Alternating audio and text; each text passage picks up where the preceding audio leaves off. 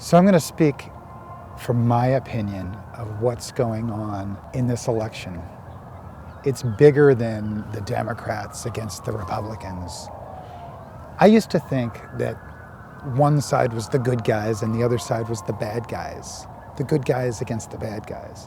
And the bad guys thought they were the good guys against the other bad guys.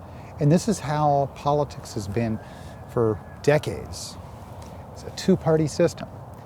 The Romans said their best battle plan was to divide and conquer. And we're divided as a nation. We've got this red team, blue team. I'm the good guy, you're the bad guy. And sadly, that's worked to enslave the people into this system. It's not working any longer. This system is breaking down. This new paradigm of thinking and being and doing business is changing the way we're also doing politics. And the system is being exposed as being a rigged system. And how it's rigged is the corporations pay lobbyists and they write their own bills, hand it to a congressman and senator, and get them to pass the bill with a little payola, little money going to the congressman and the senator. And this goes on, and it's been going on for decades and decades and decades. This is the system.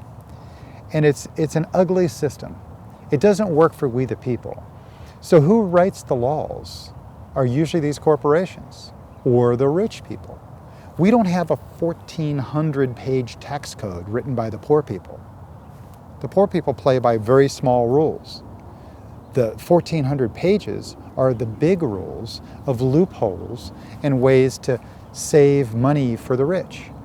So this whole election, to me, is about exposing that, and that we, the people, need to take back our power. Our country was founded upon power of the people and by the people. And so I'm hoping that this election cycle wakes up enough people that this stops. We've got lobbyists, we've got a situation where there's no term limits on these guys in politics. They stay in for 30, 40 years. It's insane. And how they do that is they've got enough money to do it, to blast anybody. And the money comes from payola. It's really pretty ugly.